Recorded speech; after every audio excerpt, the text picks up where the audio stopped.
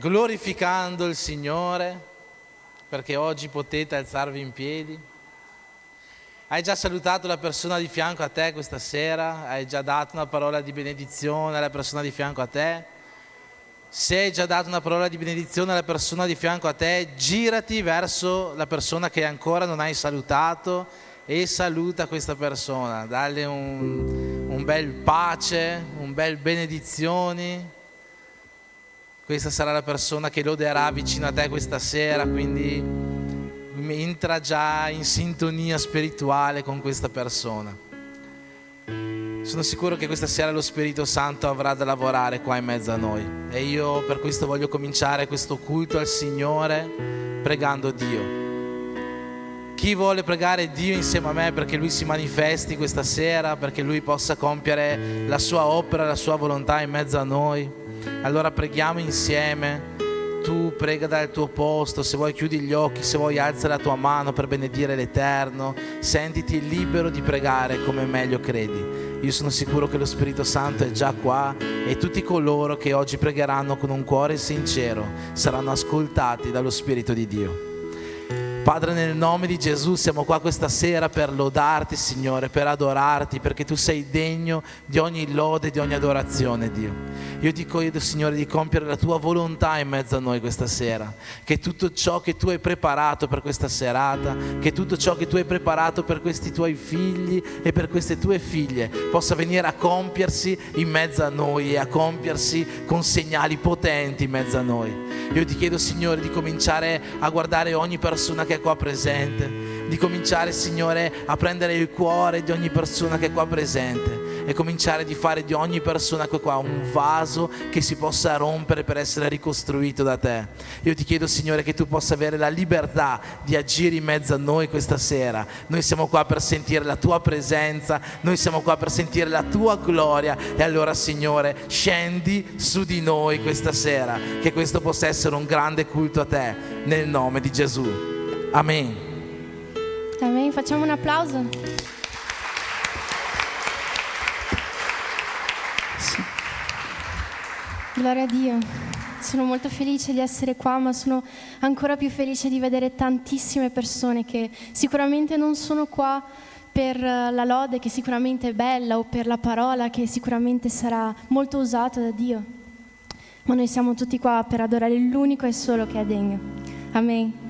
Quindi noi siamo qui nonostante la settimana che abbiamo avuto, la giornata che abbiamo avuto, nonostante le difficoltà, i problemi, le sfide, noi siamo qua per adorare un Dio che è grande in potenza. Amen. Alleluia.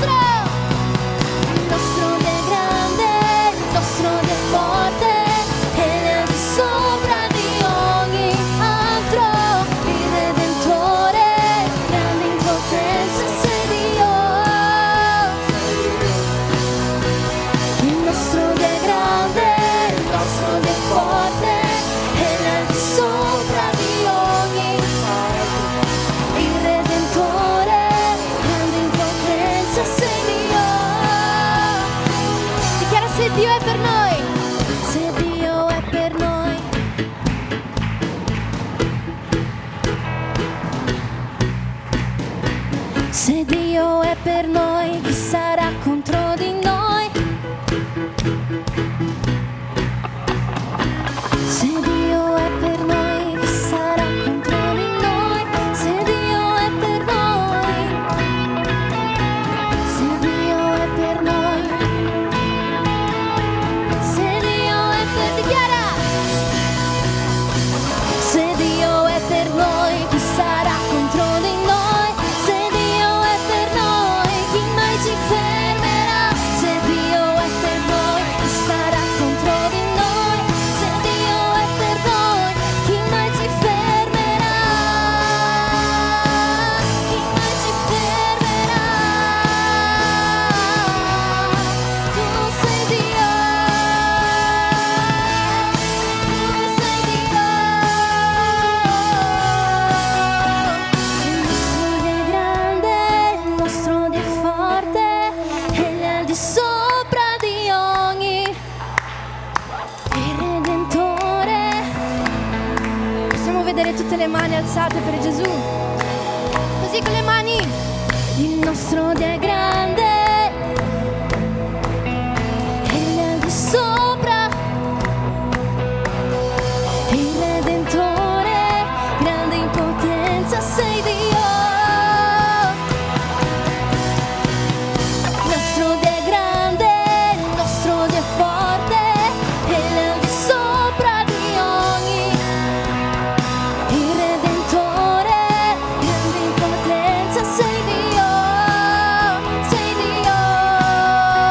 Il nostro Dio è grande, il nostro Dio è forte, Egli è al di sopra di ogni. Il Redentore, se Dio è per noi, se Dio è per noi, chi sarà contro di noi? Se Dio è per noi, se Dio è per noi, chi sarà contro di noi? Se Dio è per noi, chi sarà contro di noi?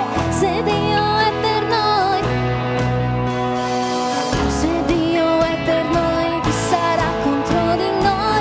Se Dio è per noi, chi mai ci fermerà?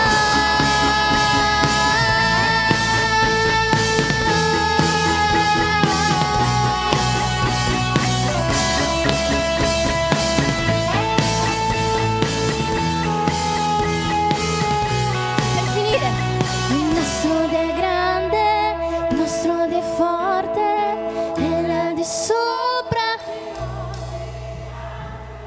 Il Redentore, grande in potenza sei Dio, tu sei Dio.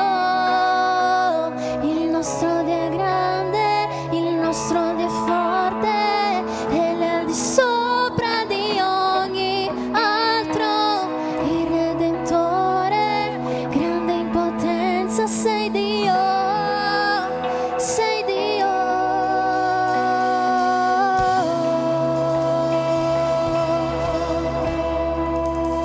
Possiamo sentire un forte applauso, alleluia.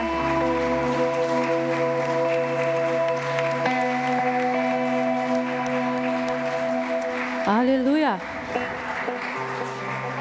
Sapete un po', io stavo qua che suonavo e ho pensato, mamma mia, sono fuori dalla mia zona di conforto. Quando noi usciamo dalla nostra zona di conforto, forse noi non sappiamo cosa fare, c'è una luce che ci acceca, io vedo poco le vostre facce e non siamo abituati a guardare questa luce. Siamo qua oggi seduti perché un po' della lode sono andati in ferie, dovrebbe essere proibito uno della lode uscire in ferie, non scherzo, ma sai che Dio stava ministrando nel mio cuore, cioè come agiamo quando siamo fuori dalla nostra zona di conforto, della nostra zona in cui noi siamo abituati. Io non sono più abituata a suonare, da tanto tempo che non suono, e poi sono seduta e le luci proprio mi vengono in faccia e io ero qua, Signore, aiutami a lasciare che il mio spirito sia tranquillo in questo momento. Signore, aiutami a liberarmi di tutto questo sconforto che sto sentendo. Ma qui è una zona di crescita. Qui è una zona di crescita, quando noi siamo nello sconforto, una zona di crescita non è confortevole. La zona di crescita non sappiamo, tutte le volte che noi dobbiamo crescere, non è confortevole. E Dio vuole proprio che noi cresciamo nella sua presenza. Dio ci ha detto che ci sarà un tempo di eccellenza in questa chiesa, un tempo di aggiustamento in questa chiesa. E io penso che l'avvivamento di questa chiesa fa parte di questo. E l'avvivamento, forse tu pensi che è saltare, gridare e fare tanto rumore. No, forse l'avvivamento è dentro da tua casa, il tuo cambiamento di atteggiamento, il tuo cambiamento di atteggiamento dentro questa chiesa, il modo che tu vieni in chiesa. Questo può essere l'avvivamento che Dio vuole per la tua vita. Questo può essere la trasformazione che Dio vuole. Questo è un tempo di sconforto e tutti i cambiamenti gerano sconforto, ma dopo lo sconforto viene la tranquillità, viene la calma e noi cominciamo a capire di nuovo. È questo che lo Spirito Santo sta facendo in questo momento. Anche se sono nella mia zona non confortevole, io ho chiesto al Signore: Signore, fammi che il mio spirito possa ti adorarti in libertà questa sera. Io vorrei che tu cantassi insieme a noi questa canzone e chiedi al Signore che riempia questa casa con il suo Spirito Santo, che riempia questo luogo con il suo Spirito Santo.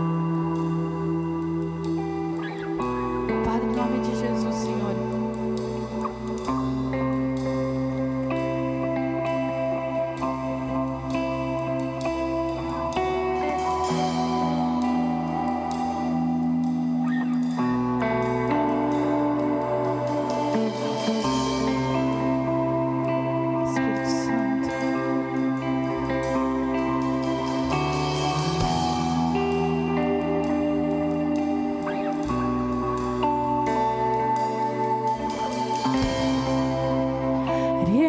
Questo luogo, riempi questa casa. Dico, ti diamo libertà, ti diamo libertà.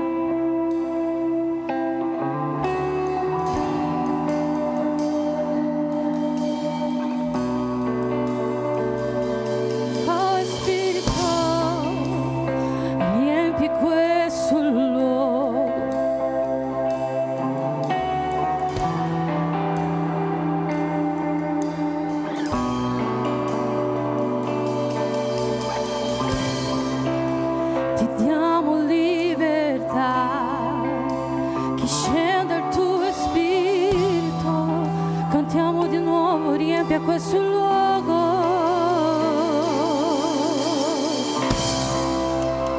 riempi questo luogo.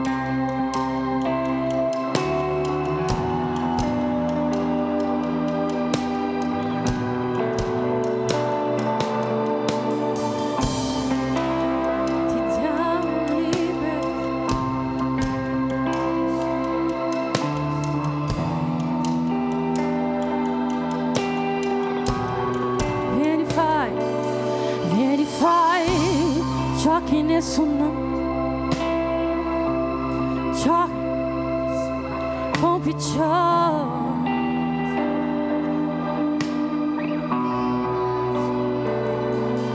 Vieni fai ciò che nessun uomo può. Vieni fai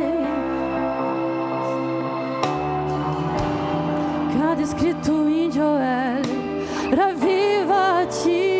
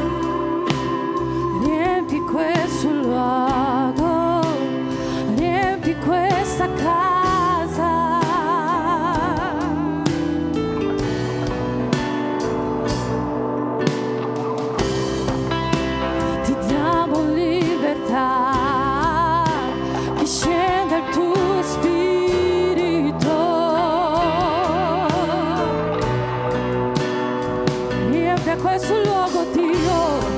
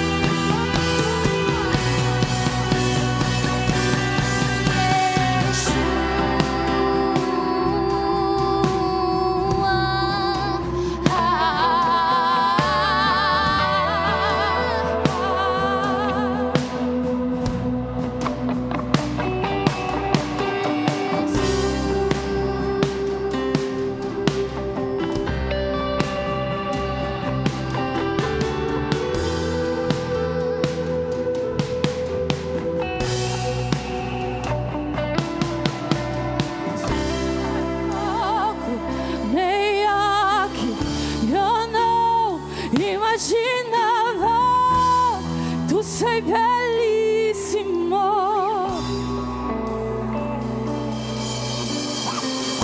Io apro la porta al mio sposo amato, puoi abitare qui, puoi abitare qui, hai fuoco negli occhi, io non immaginavo che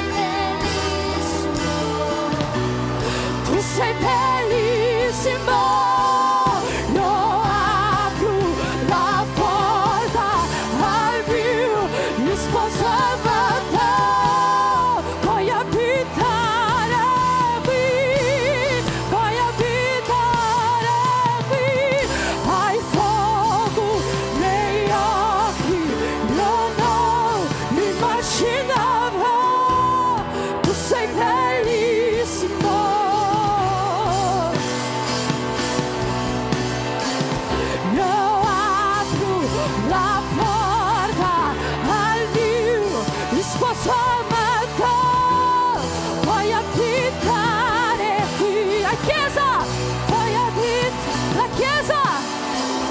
Hai fuoco,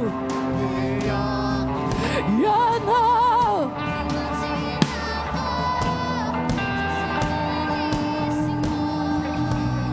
Tu sei bellissimo, io apro la porta al mio sposo amato, puoi abitare qui a chiesa ancora, puoi abitare, che sia oggi, che sia adesso,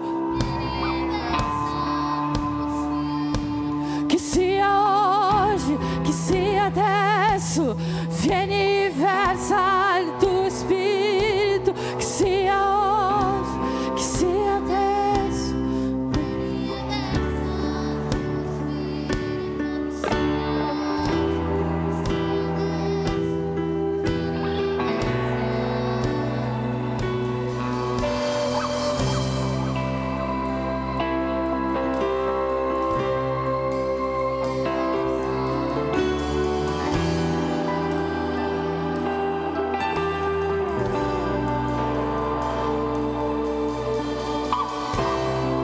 Tu puoi approfittare questo spirito che c'è, che si muove tra di noi per pregare per il tuo fratello.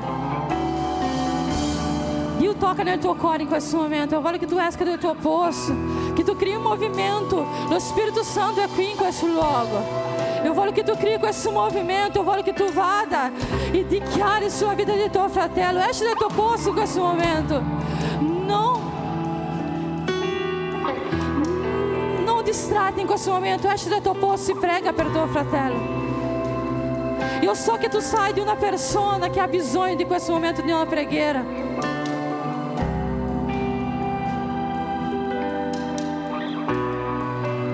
Santo Spirito de Deus,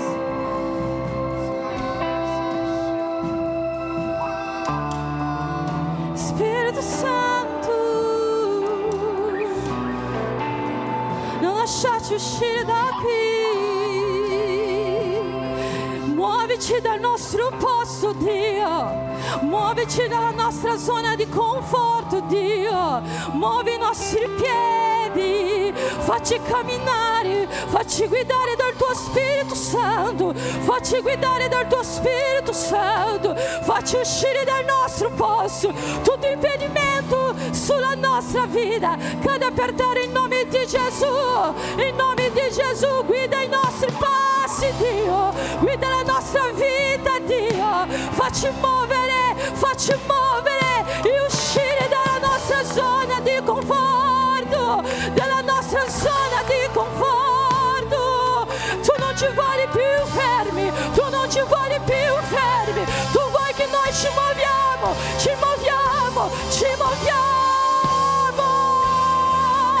È tempo di muoversi, è tempo di muoversi, è tempo di essere guidati dal tuo Spirito.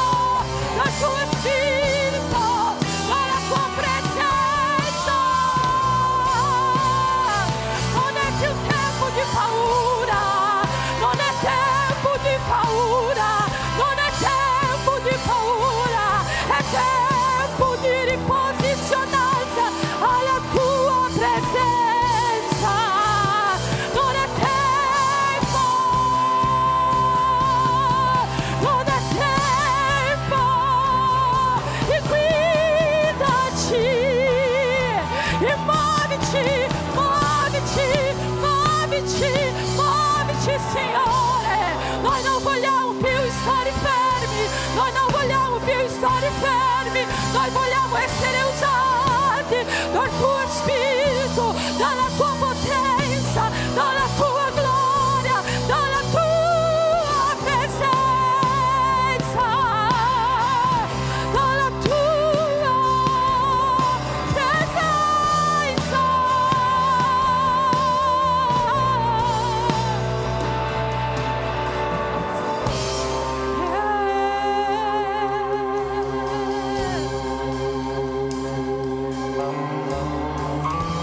Non è più tempo di stare fermi.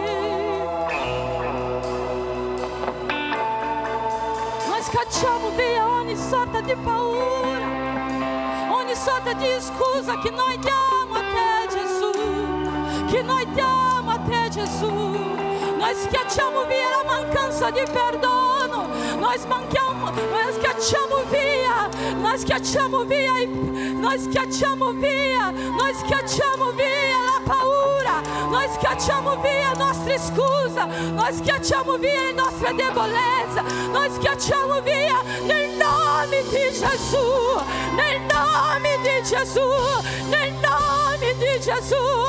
C'è potere nel tuo nome, Gesù, c'è potere nel tuo nome per liberarci, per liberarci,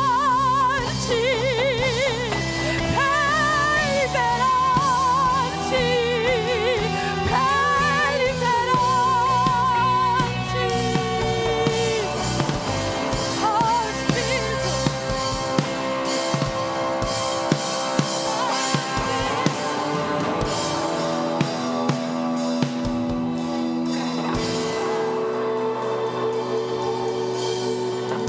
Santo Spirito, Spirito Santo.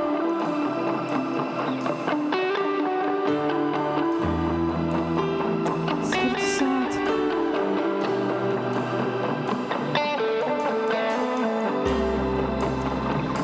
Alleluia.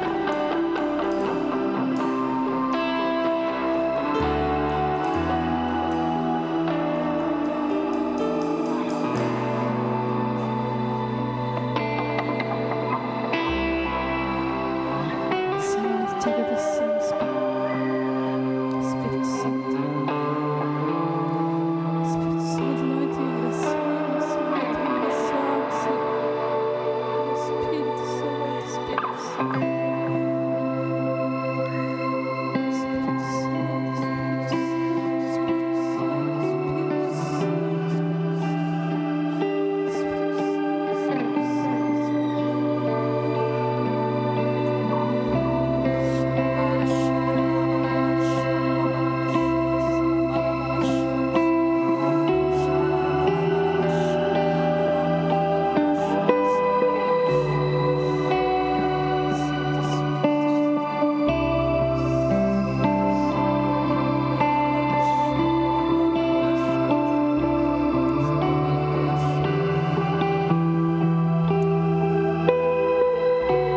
Pastore.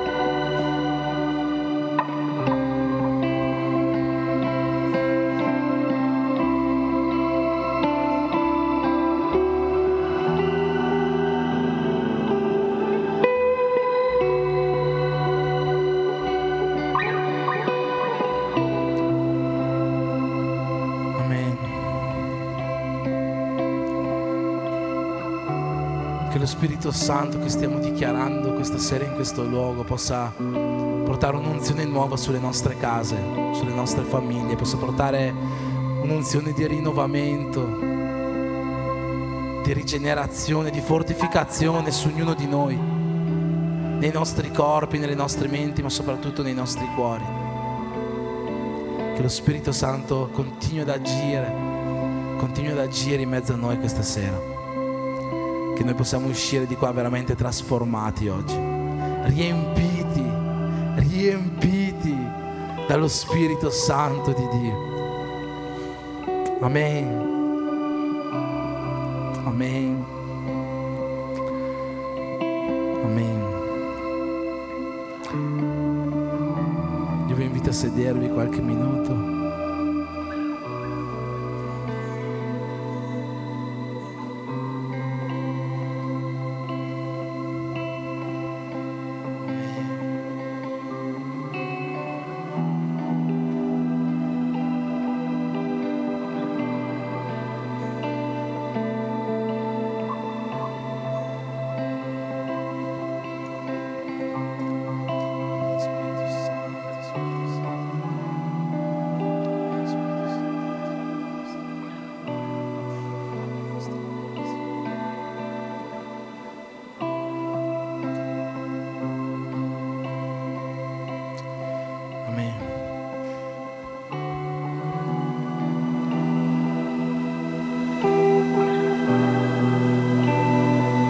Brutto momento per dare gli avvisi.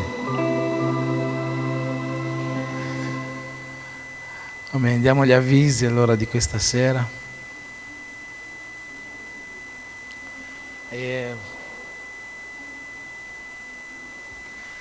Sala di intercessione. Mi scuso, io questa sera sono arrivato in chiesa un po' in ritardo rispetto al solito. Siamo arrivati più o meno verso le 7:45 qua in chiesa. In realtà sono stato in chiesa dalle 9 di mattina, 8:30 di mattina fino alle 4 di pomeriggio, ma poi sono tornato a casa con i bambini, l'Andrea è rimasta qua e quindi non ho visto se c'è stata la sala di intercessione oggi. Mi confermate che c'è stata la sala di intercessione. Ci sarà anche sabato prossimo? Lo volete? Era come il gioco che facevano da bambini, no? Allora sabato prossimo alle 7:30 ci sarà la nostra sala di intercessione, è questa mezz'ora di preghiera, 25 minuti di preghiera lì nella sala pastorale. Chi può partecipare alla sala di intercessione? Tutti. Chi deve partecipare? Tutti. È quasi un obbligo partecipare. Perché è quasi un obbligo? Perché noi venivamo qua per ricevere una trasformazione da parte di Dio, per ricevere una parola da parte di Dio, per ricevere un rinnovo da parte dello Spirito Santo, no? E in questa mezz'ora che noi passiamo in preghiera, noi preghiamo perché questo possa avvenire in mezzo a noi durante il culto. Quindi è quasi un obbligo venire. Se noi veniamo qua per ricevere qualcosa da parte di Dio, preghiamo prima affinché questo avvenga, no? Allora siete tutti invitati. Se siamo in troppi, non ci stiamo lì dentro, non c'è problema, buttiamo giù un muro e la allarghiamo. Tanto, oppure la facciamo di qua, è uguale, ma ci sarà sia che siamo in 2 sia che siamo in 70, ma sarebbe molto bello se fossimo in 70. Quindi sabato prossimo alle 7:30 sala di intercessione, vi aspettiamo tutti quanti. Oltre a questo abbiamo il nostro culto in casa come ogni settimana. Questa settimana chissà dove sarà, è sempre una sorpresa fino all'ultimo, ma sono poche le zone che sono rimaste in cui farlo, quindi se sapete che nella vostra zona ancora non avete saputo che c'è stato il culto in casa, questa settimana potrebbe essere la volta buona. Quindi ci vediamo in settimana alle ore 8 come sempre con il nostro culto in casa. Settimana scorsa è stato un bellissimo culto, è stato a Caprino, a casa della sorella Mary, del fratello Carlo. È stata una serata in cui abbiamo aperto i nostri cuori e lo Spirito Santo si è fatto presente, come in tutti questi culti in casa. Vediamo sempre l'agire dello Spirito Santo, persone che si arrendono a Lui, che piangono ai piedi di Gesù, e quindi sono sempre culti in cui ci riempiamo della presenza di Dio. Partecipate ai culti in casa. Infine, questa sera alle ore 23, quindi dopo il culto, ci sarà qualcosa da mangiare. Non so se avete visto che è passato anche un messaggio sul gruppo della chiesa, che ci sarà una bella lasagna questa sera, quindi dopo il culto ci fermiamo, mangiamo la lasagna e dopo la lasagna worship pray. Se non avete mai partecipato al worship pray, io vi consiglio di partecipare. È proprio un consiglio di cuore, perché sono dei minuti, non sei obbligato a rimanere fino alla fine, puoi andare via prima se vuoi, se sei stanco, non c'è nessun obbligo, ma sono dei momenti in cui noi adoriamo Dio in un modo libero, in un modo con tutto ciò che abbiamo nel nostro cuore. e io veramente ti invito a partecipare questa sera. Questa sera il testo principale è Giovanni 17, è vero? La preghiera sacerdotale. Sono John e Gabi che prendono cura di questo progetto di Worship Pray, quindi se volete parlate con loro, sentite loro, è sempre una benedizione. Non si sa che ora si finisce, ma come ho detto, chi vuole andare via prima può andare via prima senza nessun problema, ma sono sicuro che chi si ferma vorrà restare finché non finisce. Amen. Penso che sono finiti gli avvisi. Io adesso non vi vedo più là in fondo, sono sincero, perché non so se avete notato che abbiamo delle luci nuove qua e non vedo più Alex. Eccoci. Ho detto che c'ho un cappello sempre in macchina a disposizione. Comunque gli avvisi sono finiti, quindi ci alziamo in piedi, facciamo una preghiera per le decime, per le offerte, poi torniamo ad adorare il Signore.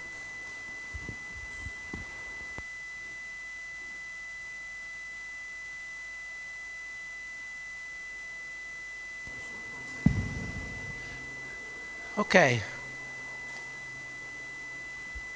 la settimana scorsa avevo annunciato, no, del tetto, di questo progetto, no, di fare il tetto, e avevo detto 3 cose che ci mancavano, se vi ricordate, per chi c'era, perché riuscissimo a realizzare questo progetto del tetto. E io sono rimasto veramente meravigliato, fratelli e sorelle, sapete? Perché ho dato questo annuncio, io non l'ho detto esplicitamente, non è per chiedere niente a nessuno, sono semplicemente 3 cose che mancano. Prima di tutto erano i soldi, che era una cifra che avevo detto, 600-700 euro. Un'altra cosa che avevo chiesto era una macchina che riuscisse a trasportare legni di almeno 3 metri. E un'altra cosa che avevo chiesto era persone capaci per fare il lavoro. E praticamente nella stessa serata tutte e 3 le cose si sono realizzate. Alla fine del culto sono arrivate persone dicendo: guarda pastore, non sono più 600 euro, sono 500 perché ho già offertato 100 euro per il tetto. È arrivata un'altra persona, ha detto: guarda, io voglio fare un'offerta, un'altra: io voglio fare un'offerta. Nel giro di una serata praticamente siamo riusciti ad avere tutti i soldi che ci servivano per fare il tetto. Un'altra persona ha detto: guarda pastore, io adesso sto lavorando molto, ma tra poco tempo finirò di lavorare, io so come fare tutta la struttura, tutto quanto, quindi prenderò 2 giorni di ferie per venire qua a darvi una mano per fare questo lavoro. Un'altra persona ha detto: io ho un camion, lo metto a disposizione per portare qua i materiali, quelli lunghi che servono se non ci sono persone con le macchine. Nel giro di una serata tutte le richieste che sono state fatte alla Chiesa sono state attese dalla Chiesa, e io mi sono meravigliato delle persone speciali che Dio ha messo in mezzo a noi. E non sto dicendo questo perché adesso vi chiederò 100 euro a testa, non sto dicendo questo assolutamente, però volevo proprio trasmettere alla Chiesa di questo miracolo che Dio ha fatto, perché io ho visto proprio Dio muoversi nel cuore delle persone, aprire il cuore delle persone affinché tutto questo si potesse realizzare. Io avevo detto in 2 settimane avremo il tetto, forse coi tempi non ce la faremo in 2 settimane, ma vedrete che prima della fine dell'estate ci sarà. Verso agosto mi è stato detto, forse. Preghiamo che per agosto avremo il tetto. Ma veramente io ho visto un miracolo compiersi in mezzo a noi e voglio ringraziare Dio per questo. E quindi la mia preghiera questa sera sarà per ogni persona di questa Chiesa, per ogni persona che ha aperto, apre e aprirà il suo cuore per l'opera di Dio. Io credo che Dio abbia grandi progetti in mezzo a noi, e con lo sforzo e la forza di ognuno di noi Dio potrà fare grandi cose tra di noi. Padre, nel nome di Gesù, io voglio pregarti, Signore, per ogni decima, per ogni offerta, Signore, che oggi verrà portata alla tua casa. Signore, che tutto il meglio, Signore, possa venire per questa Chiesa. Che tutto il meglio, Signore, che ogni migliore benedizione che hai preparato possa scendere, Signore, su questa Chiesa. Non solo, Signore, su questo Tempio, ma su ogni persona, su ogni famiglia che è qua rappresentata questa sera. Signore, io ti ringrazio per ogni persona che tu hai messo, Signore, nel nostro mezzo. Ogni persona, Signore, che abbiamo visto, ha aperto il suo cuore per te, per la tua opera, ha aperto il suo cuore, Signore, per fare grandi cose, Signore, perché tu possa fare grandi cose in mezzo a noi. Benedici, Signore, questa Chiesa, dona prosperità, dona salute, pace, dona unità nelle case, dona, Signore, il tuo meglio, perché, Signore, questa Chiesa è una Chiesa che ha un cuore per te. Io ti prego per questo, nel nome di Gesù. Amen.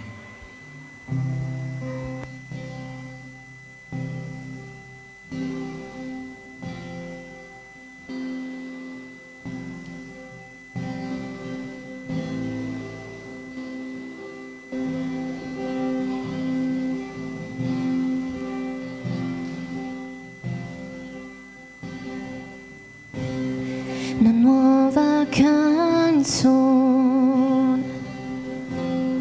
offriamo a te, solo tu sei degno, solo tu sei degno. Una nuova canzone offriamo a te, solo tu sei degno, solo tu sei degno. Una nuova canzone offriamo a te, solo tu sei degno, solo tu sei degno.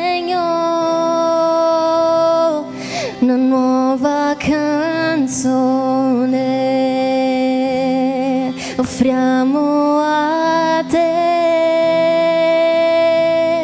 solo tu sei degno, solo tu sei degno, degno di tutta la gloria, degno di tutto l'onore, solo tu sei degno,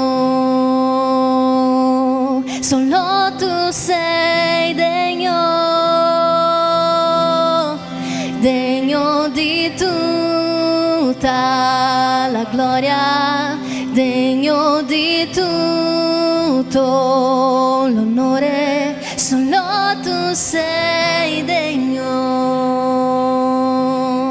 solo tu sei degno.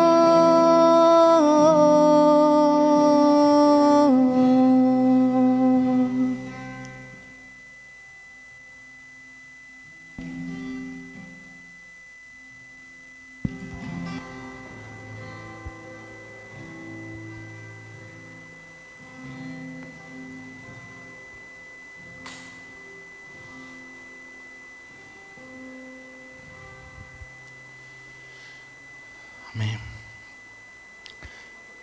Signore, in questo momento noi vogliamo sentire, Signore, la tua parola, vogliamo sentire un messaggio che possa venire veramente da te. Ma per questo, Dio, io ti chiedo prima di tutto di purificarmi, Signore, perché io non sono degno né in grado, Signore, di portare qualcosa che possa venire da te. Ma io credo, Signore, che tu abbia un progetto, Signore, un piano, Signore, per le persone che oggi sono qua. E per questo motivo, Signore, io ti chiedo di usarmi affinché ogni persona possa ricevere da te una parola che cambi la sua vita, una parola che conforti la sua vita, una parola che dia forza alla sua camminata cristiana. Io ti prego per questo nel nome di Gesù. Amen. Amen.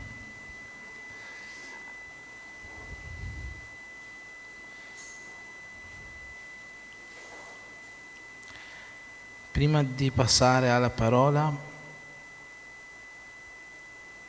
volevo salutare i nostri visitanti di questa sera, che sono Alexandro e Morgana con i loro figli Alana e Alexia. Spero di aver pronunciato giusto.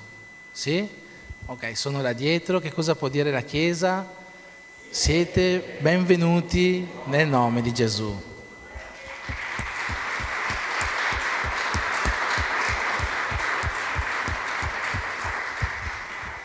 Voi siete benvenuti oggi, sarete sempre benvenuti. Il nostro desiderio per ogni persona che viene a visitarci la prima volta, ma in realtà è un desiderio che è per tutti quanti noi, è che lo Spirito Santo che abbiamo sentito qua fino adesso possa accompagnarvi alle vostre case e riempire la vostra settimana. Amen. Amen. È un piacere vedere anche Giulio questa sera.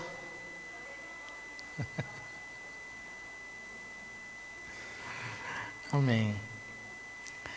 Vi chiedo di aprire le vostre Bibbie in Levitico, di nuovo. Quanti hanno la Bibbia qua oggi? Alzate le Bibbie, brava. No, alza la Bibbia Luciano, non la mano. Non ci credo che...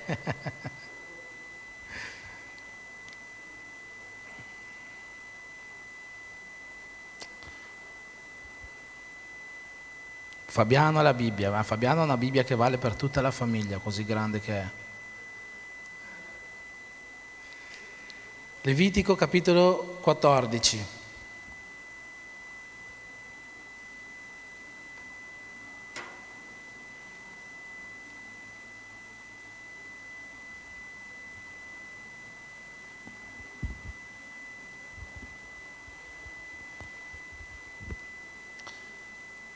Questa parola che voglio portare questa sera e che forse ci accompagnerà anche in altre serate,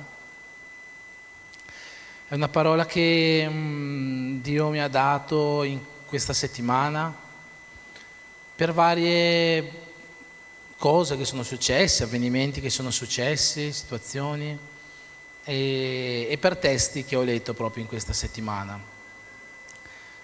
Come anche 2 settimane fa avevo portato una parola su Levitico, questo è il testo su quale sto facendo un devozionale con alcuni fratelli della Chiesa, con altri sto facendo un altro libro, con altri un altro libro, ma con alcuni sto facendo Levitico, mi sta parlando molto. E una delle cose che sono successe questa settimana, che mi hanno portato a portare questa parola, è stata una giornata in cui, una serata in cui Benjamin stava facendo il suo devozionale con l'Andrea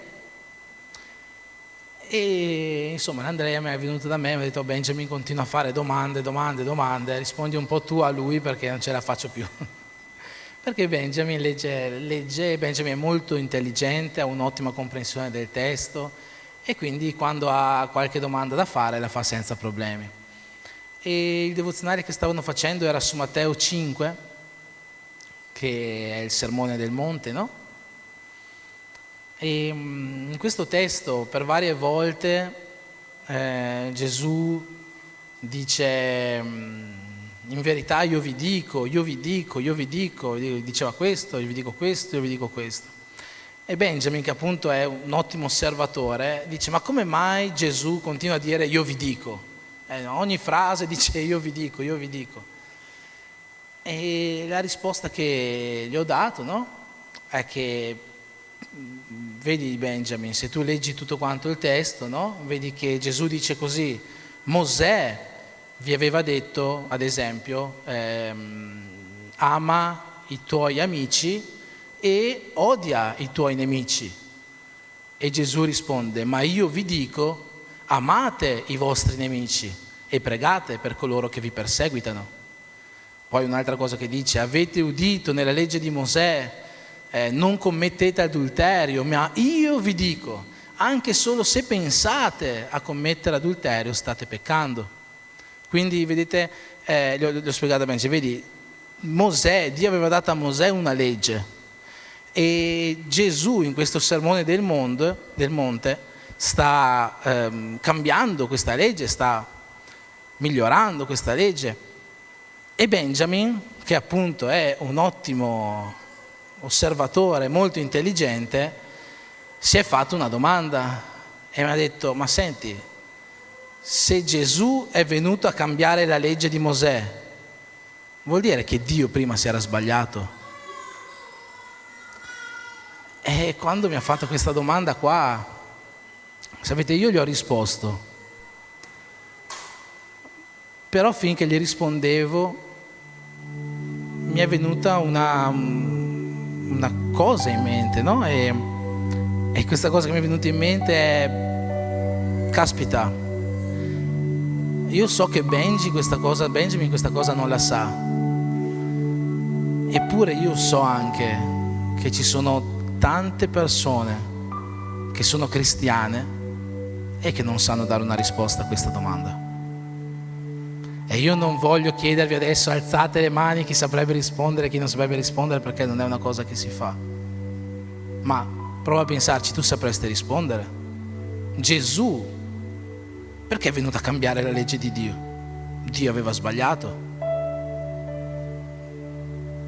Nel senso, Dio è perfetto, no? Quindi è un po' controverso come discorso, no? E in quanti saprebbero rispondere a questa domanda? Io non sto giudicando ovviamente nessuno, magari sei tu che dovresti giudicare te stesso, perché sapete, penso che la conoscenza della parola di Dio sia qualcosa di fondamentale per noi cristiani. Conoscere la parola di Dio è qualcosa di fondamentale per noi cristiani, e voglio dimostrarvelo attraverso questo testo che andiamo a leggere di Levitico. Levitico capitolo 14, leggerò alcuni versetti a salto, leggerò per abbreviare un po' il testo e capire soltanto i concetti che ci interessano.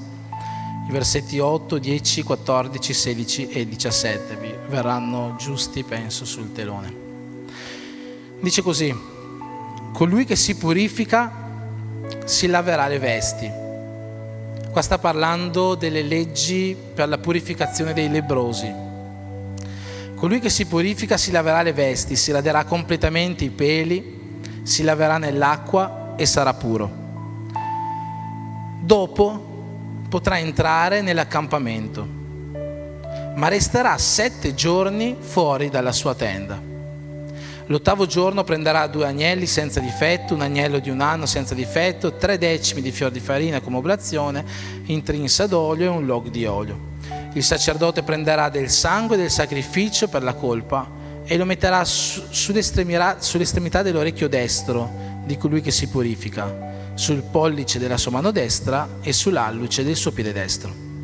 Quindi intingerà il dito della sua destra nell'olio che avrà nella sinistra, e con il dito farà 7 aspersioni di quell'olio davanti al Signore. Del rimanente dell'olio che avrà in mano il sacerdote ne metterà sull'estremità dell'orecchio destro di colui che si purifica, sul pollice della sua mano destra, sull'alluce del suo piede destro, sopra il sangue del sacrificio per la colpa. Amen.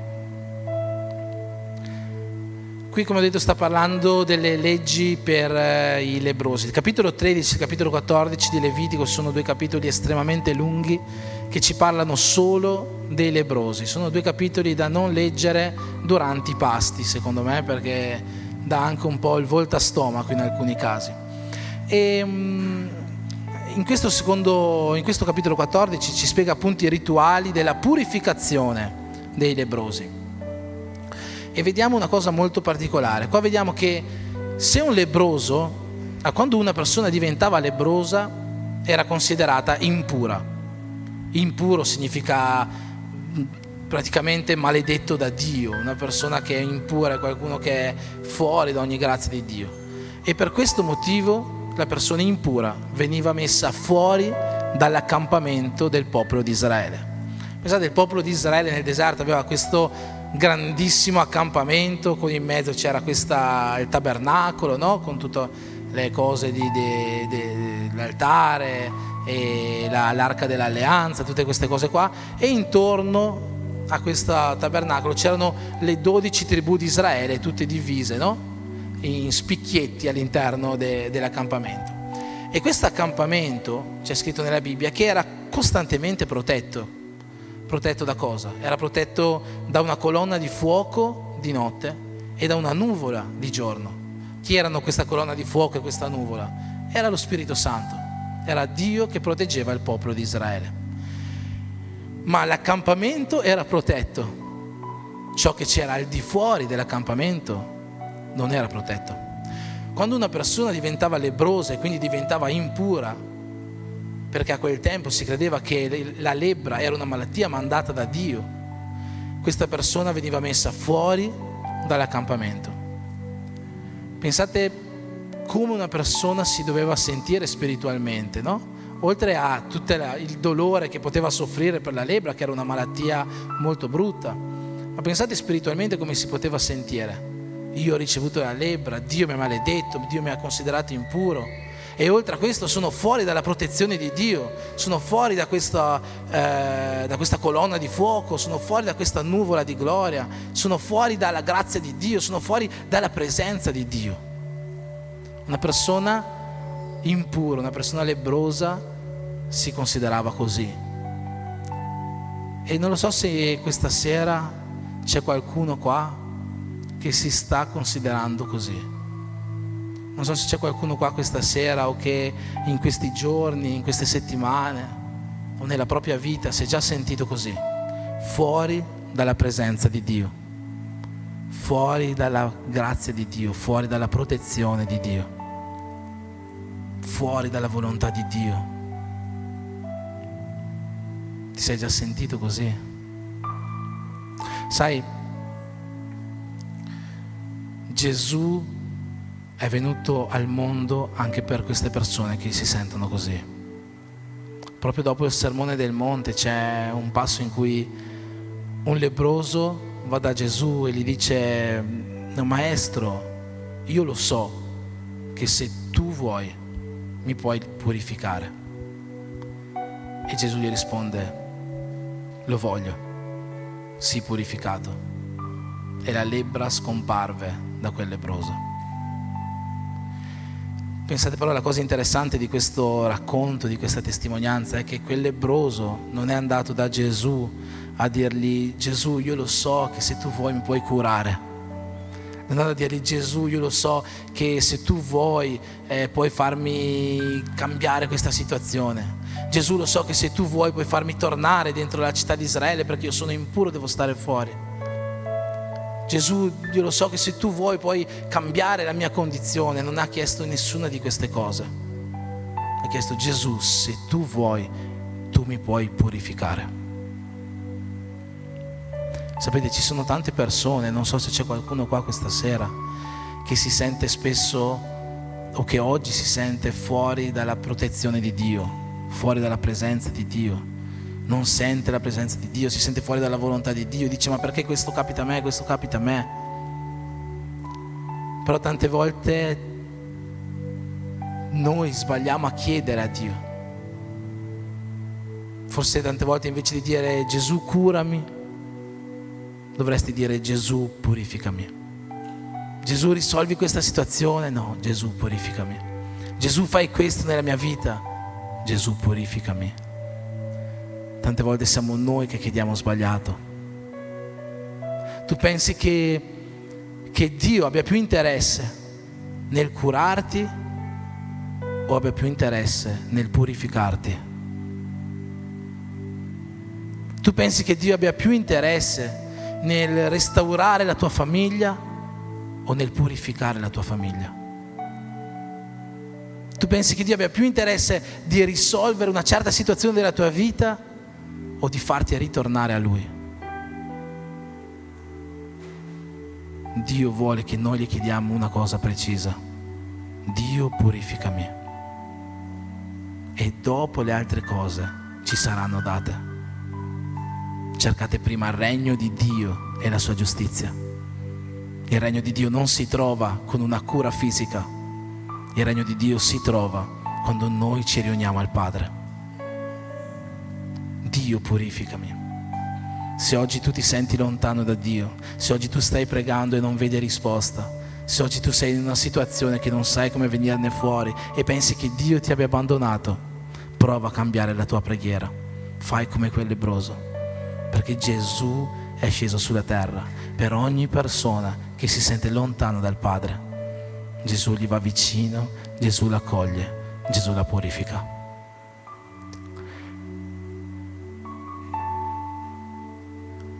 E queste persone che erano lebrose, dopo 7 giorni dovevano farsi vedere dal sacerdote, c'è scritto. E quando il sacerdote le vedeva, valutava se la persona era guarita dalla lebbra o era ancora lebbrosa. Nel caso la persona fosse guarita dalla lebbra, questa persona era considerata nuovamente pura. Doveva fare un sacrificio di 2 uccelli e poteva ritornare nell'accampamento. Ma c'era una condizione che abbiamo letto e che voglio rileggervi. L'8° giorno prenderà 2 agnelli senza colui che si purifica si laverà le vesti, si renderà completamente i peli, si laverà nell'acqua e sarà puro. Questo è quando una persona era trovata pura dal sacerdote, era trovata guarita. Dopo potrà entrare nell'accampamento, ma resterà 7 giorni fuori dalla sua tenda.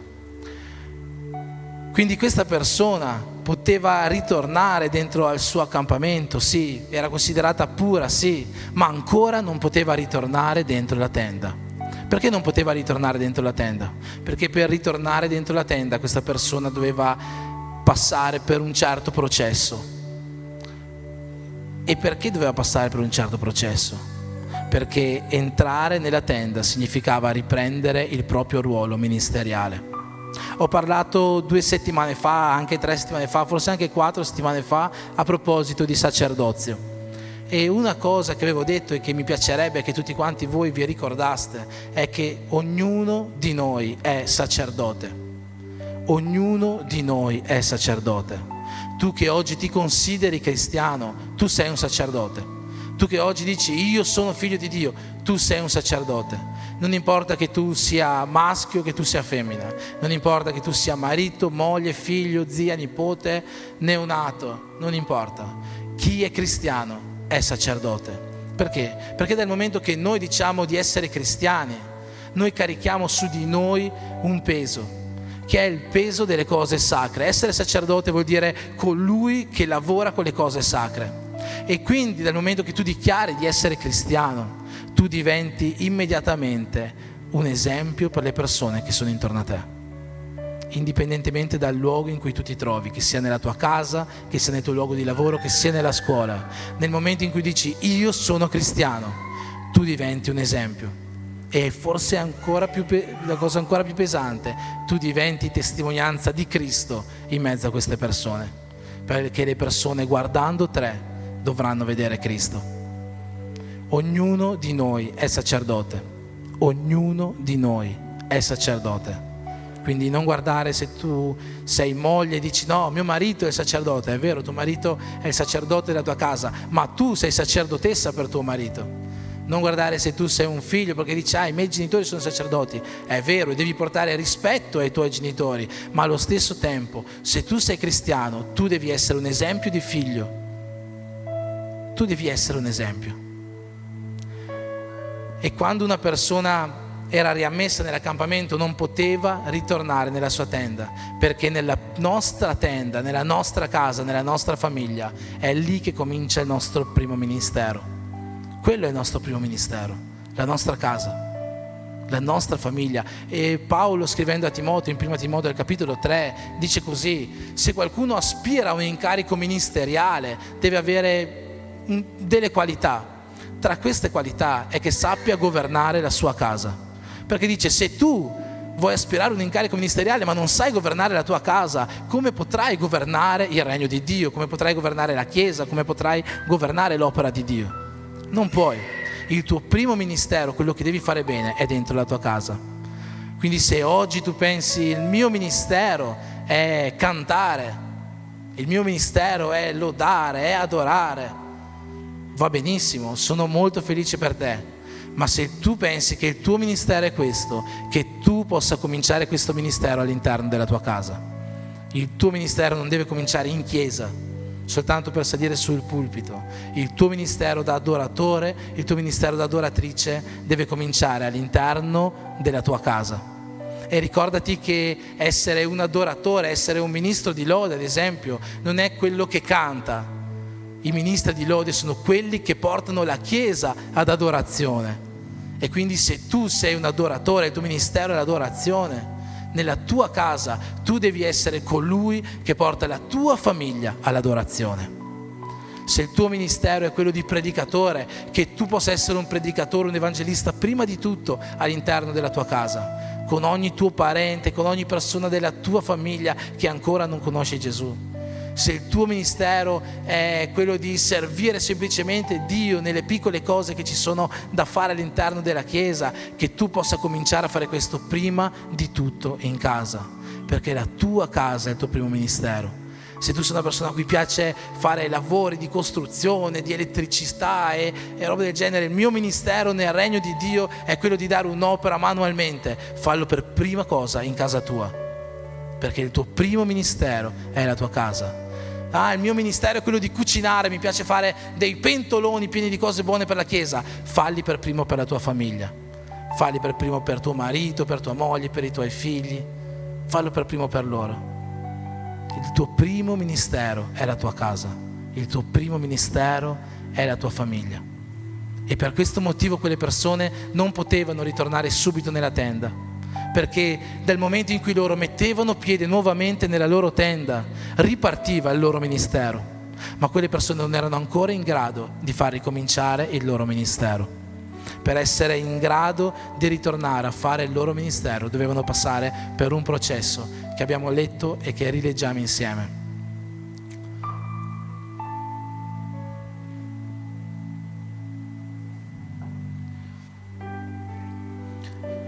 Il sacerdote prenderà del sangue del sacrificio per la colpa. Ok, quindi dopo l'8° giorno passavano queste persone che erano tornate impure, tornano nell'accampamento, devono stare 7 giorni fuori dalla tenda. L'8° giorno devono portare dei sacrifici al Tempio. Un sacrificio che devono portare è un sacrificio di sangue, è un sacrificio di un animale. E questo sangue veniva passato sull'orecchio della persona che si doveva purificare, sulla mano e sul piede.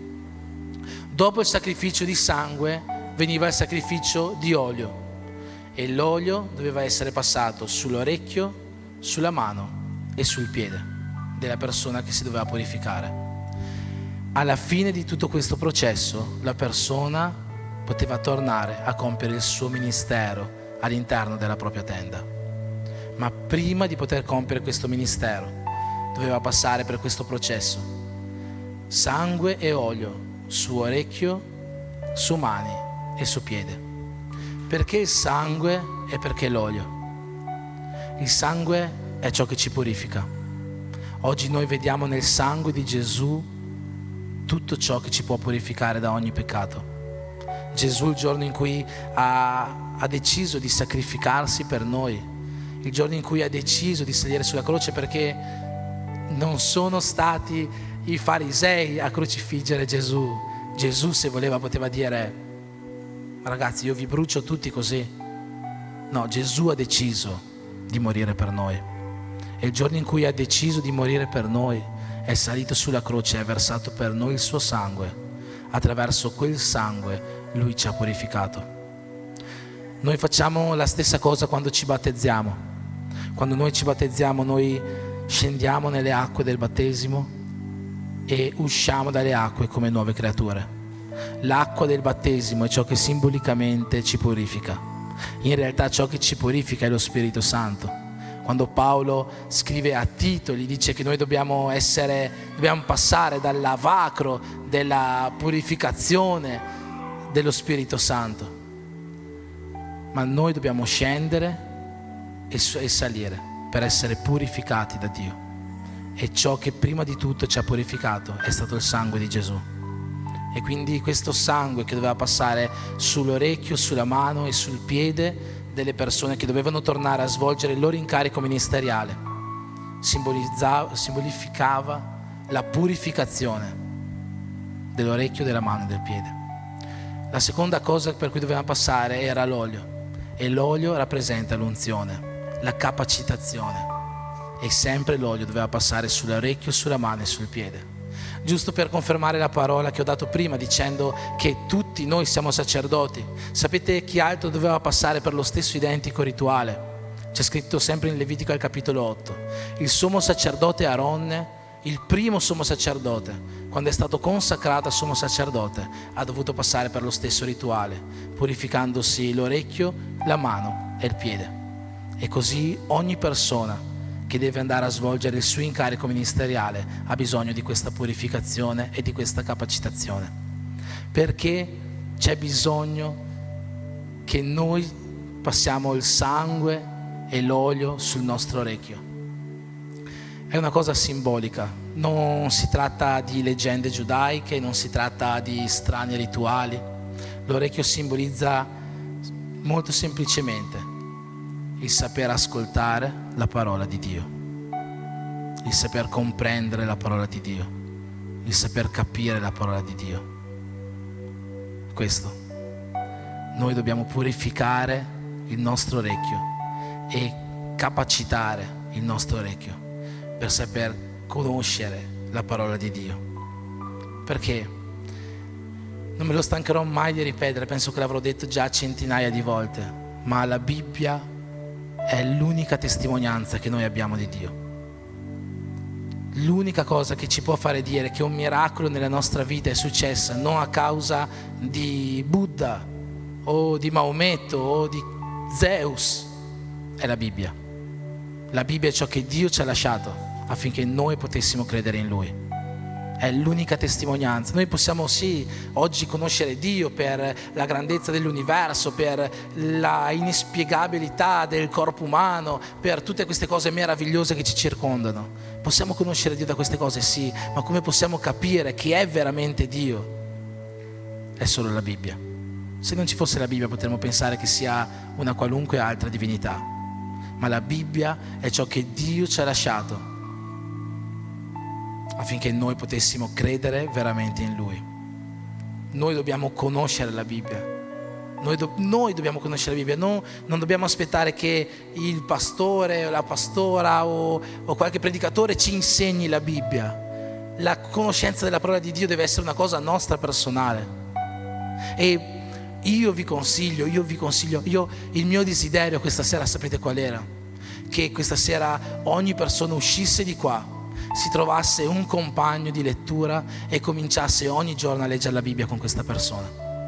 Questo era il mio desiderio. Finché stavo preparando la predica ho detto wow, la cosa più bella che potrebbe capitare per me questa sera è che ogni persona che è qua presente potesse trovarsi un compagno di lettura della Bibbia qua e potesse uscire questa sera da questa porta dicendo domani, o meglio già questa sera no perché c'è il worship pray, domani cominciamo a leggere la Bibbia insieme, facciamo un devozionale insieme ogni giorno. Per devozionale, per chi non lo sapesse, intendo un momento in cui noi leggiamo un capitolo della Bibbia e parliamo di questo capitolo, delle rivelazioni che Dio ci ha dato, di quello che ci ha toccato, o semplicemente leggendo questo capitolo, riassumendolo a un'altra persona. È qualcosa che fa bene all'anima, è qualcosa che riempie il cuore, è qualcosa che cambia la nostra giornata. Io da tempo lo faccio con varie persone e attraverso questi devozionali io sono cresciuto tanto e ho visto persone crescere in una maniera incredibile. Ho visto Washington e Fabio, 2 persone con cui sto facendo il devozionale. Questa settimana ho avuto quasi un infarto ascoltando i loro devozionali, perché sono state delle cose magnifiche, hanno avuto di quelle rivelazioni, di quelle parole, hanno avuto una lettura della Bibbia che in 10 anni, 12 anni che leggo la Bibbia non ho mai avuto una lettura simile della Bibbia. Washington ha dato una parola che sembrava Billy Graham, una parola di ravvedimento che io e Fabio non lo so come siamo usciti da quell'audio lì. Penso che Fabio oggi non è venuto perché ha paura delle sue colpe.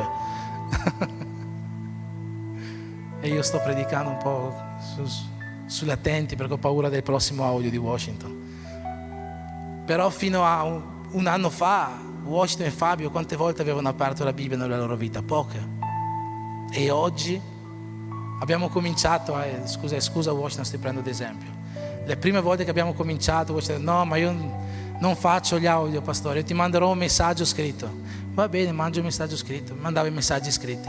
Dopo ho cominciato a fare audio di 30 secondi, dopo di 1 minuto Cioè, sta settimana qua sono tutti audio da 9-10 minuti che arrivano. Quindi c'è più lungo l'audio del capitolo, non so come sia possibile. È qualcosa di meraviglioso,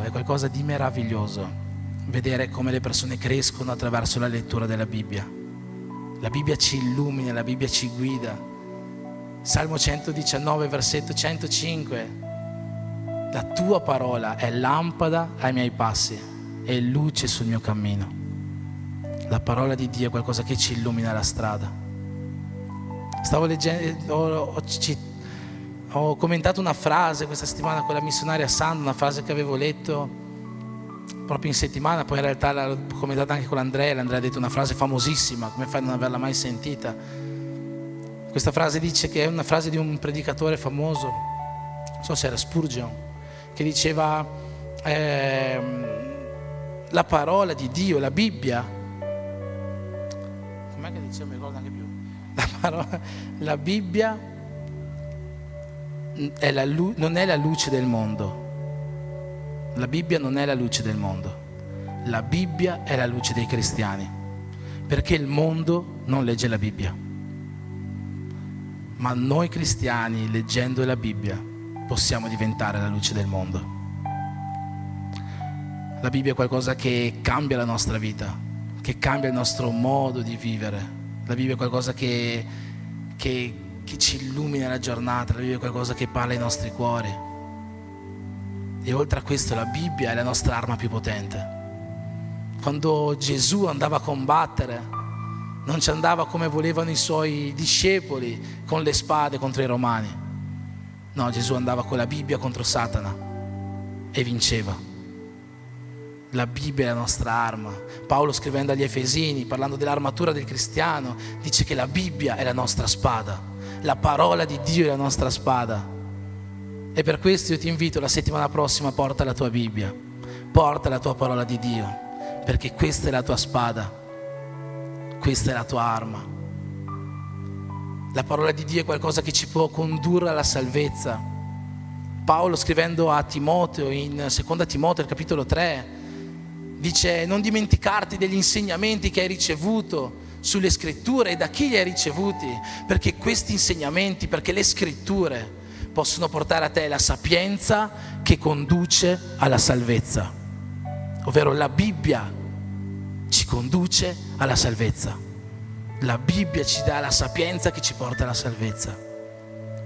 La Bibbia è qualcosa di incredibile nella nostra vita, la parola di Dio è qualcosa di incredibile. La parola di Dio ci insegna la cosa più importante di tutte, ci insegna che noi siamo amati. Ci insegna che noi siamo amati da Dio. È nella parola di Dio che c'è scritto che Dio ci ha amato così tanto da donare il suo unico figlio, affinché chiunque crede in Lui non perisca ma abbia vita eterna. È nella parola di Dio che c'è un racconto in cui il figlio di Dio non ha reputato l'essere una divinità, qualcosa a cui aggrapparsi gelosamente, ma ha deciso di scendere in terra, di farsi uomo, di soffrire quello che noi soffriamo, per poi morire in croce per noi, per pulire ogni nostro peccato e per far sì che alla fine di questa vita ci sia per tutti quanti noi un'altra vita, una vita eterna, una vita senza dolore, una vita di gioia, una vita senza pianto. E tutto questo c'è scritto nella parola di Dio. Il più bel regalo che Dio poteva farci, la testimonianza che Lui c'è e che Lui c'è per te, che Lui c'è per noi, in ogni nostra difficoltà, in ogni nostro problema. Lui c'è per noi. Amen. Io ti invito a alzarti in piedi.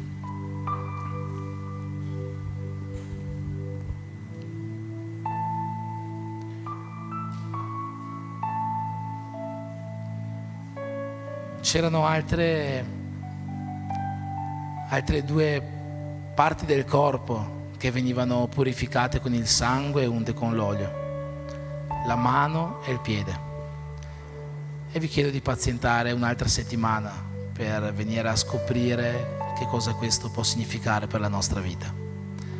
Come ho detto, il mio desiderio per questa sera era quello che ogni persona qua dentro cominciasse a leggere la Bibbia.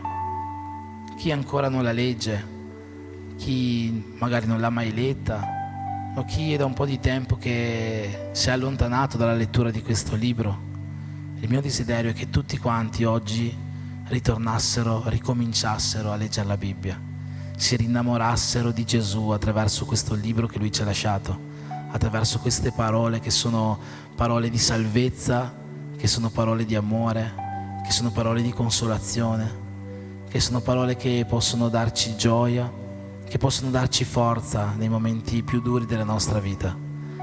Nella Bibbia c'è tutto quello che ci serve.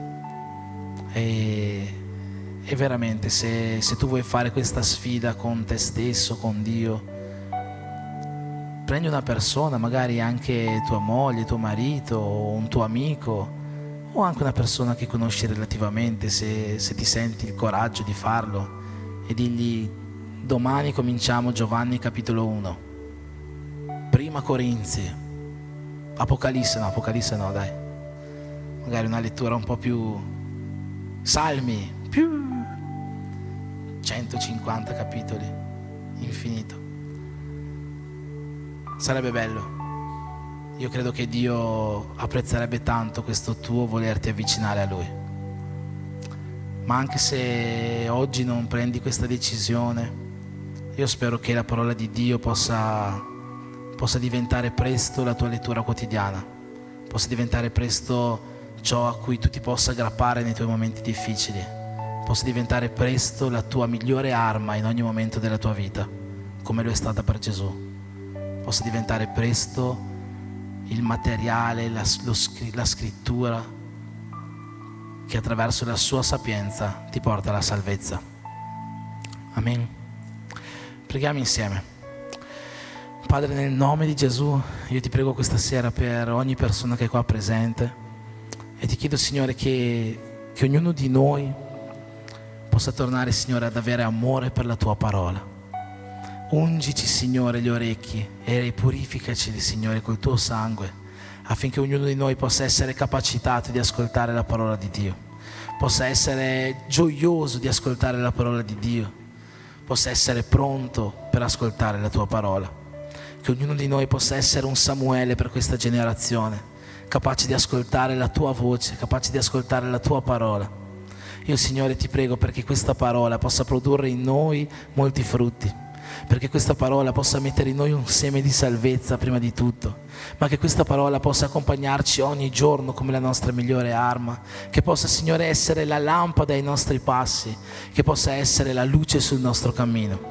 Signore, nel nome di Gesù benedici ogni persona che è qua presente questa sera, che ognuno di noi possa venire ad avvicinarsi a te attraverso la lettura di ciò che tu ci hai lasciato come miglior regalo che ci potessi fare, la tua parola che è la nostra lampada. Io ti prego per questo nel nome di Gesù. Amen.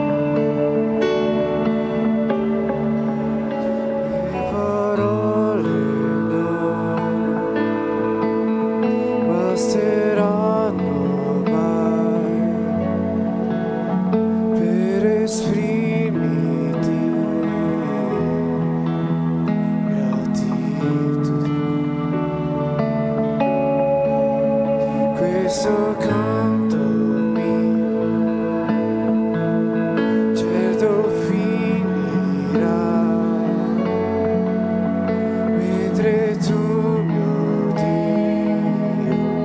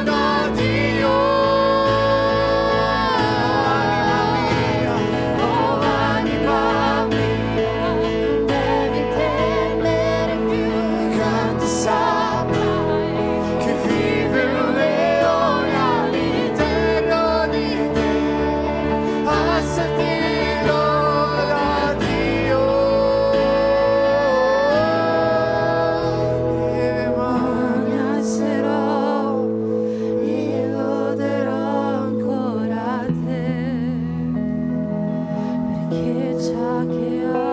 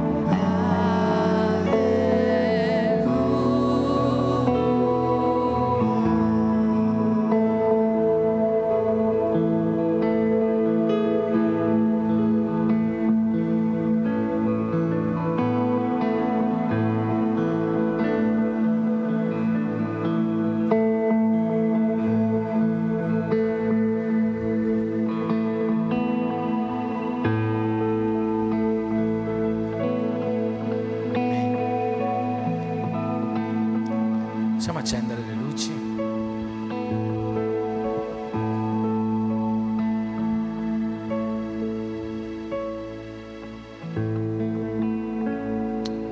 Stiamo già per concludere il culto. C'è il worship prayer alle 23, non dimenticatelo. Dopo fermatevi qua a mangiare qualcosina insieme, avere un momento di comunione. Ma la mia preghiera questa sera è che ognuno di noi possa tornare a casa con questo Spirito Santo e con un desiderio nuovo di conoscere Gesù attraverso la sua parola.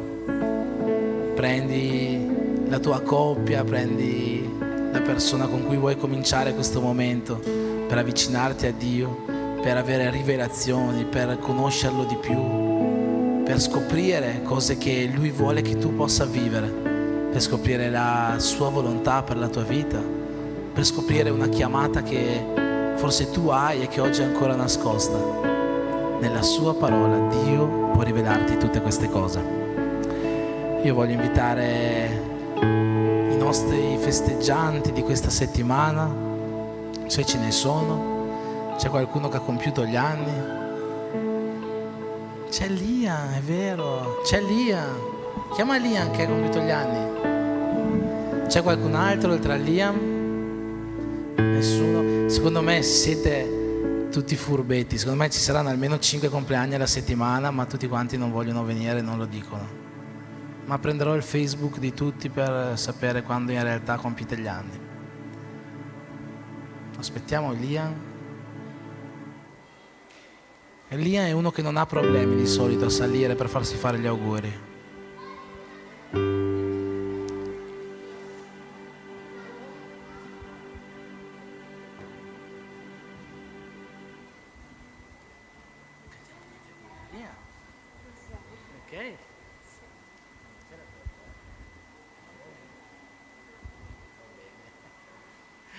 Allora vi chiedo se potete alzare le vostre mani verso di Lui per benedire la sua vita, per benedire questo nuovo anno che ha da poco cominciato. Padre, io ti chiedo nel nome di Gesù di benedire Liam, questo nuovo anno, Signore, che tu gli hai messo davanti, che possa essere un anno di crescita, un anno pieno, Signore, della tua gioia, della tua allegria, Signore, che sempre fai risplendere sul suo volto, Signore. Sei un dono, lui è un dono speciale che tu ci hai fatto, e io ti prego, Signore, che ogni meglio possa venire su di lui. Ti prego per questo nel nome di Gesù. Tanti auguri a te, tanti auguri a te, tanti auguri a Liam, tanti auguri a te. Parabéns pra você nessa data querida, muitas felicidades, muitos anos de vida.